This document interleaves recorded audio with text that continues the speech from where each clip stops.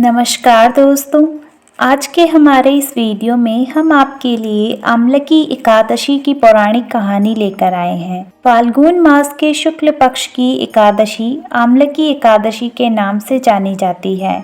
इसे फाल्गुन शुक्ल एकादशी भी कहा जाता है। इस दिन आंवले के पेड़ की पूजा की जाती है।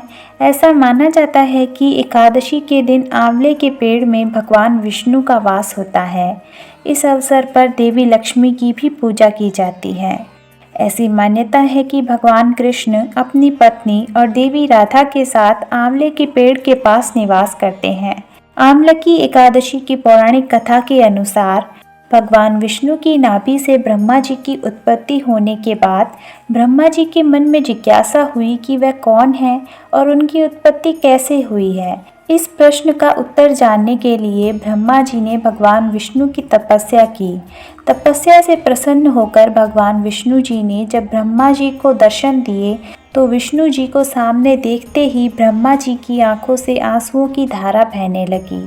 ब्रह्मा जी के आंसू भगवान विष्णु के चरणों पर गिरने लगे और उनके आंसुओं से आमलकी यानी आंवले के वृक्ष की उत्पत्ति हुई। तब भगवान विष्णु ने ब्रह्मा जी से कहा कि आपके आंसुओं से उत्पन्न आंवले का वृक्ष और फल मुझे अति प्रिय रहेगा। जो भी आमलकी एकादशी के दिन आंवले के वृक्ष की पूजा करेगा उसके समस्त पाप नष्ट हो जाएंगे और व्यक्ति मोक्ष को प्राप्त होगा। तभी से आमलकी एकादशी के दिन आंवले के पेड़ की पूजा की जाती है। एक अन्य कथा भी आमलकी एकादशी के संदर्भ में सुनी जाती है जो इस प्रकार है।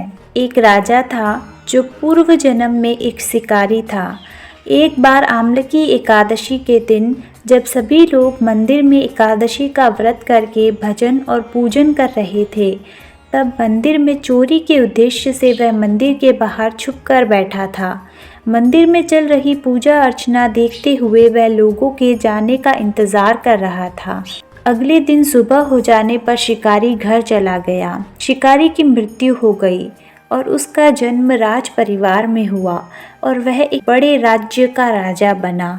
यह उसके द्वारा पूर्व जन्म में रखे गए एकादशी के व्रत के कारण ही हुआ है। आंवला एकादशी का व्रत रखने से जातक को जीवन में सभी परेशानियों से छुटकारा मिल जाता है और मृत्यु के बाद मोक्ष की प्राप्ति होती है। इस तिथि के महत्व को बताते हुए भगवान श्री कृष्ण ने गीता में कहा है कि मैं वृक्षों में पीपल तथा तिथियों में एकादशी हूँ। एकादशी तिथि मनुष्य के लिए कल्याणकारी है।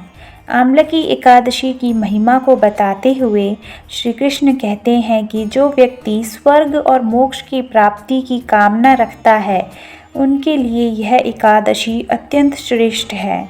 जो भी व्यक्ति इस दिन आंवले के पेड़ की पूजा करता है उसे सभी देवी देवताओं का आशीर्वाद प्राप्त होता है। जय श्री हरि विष्णु।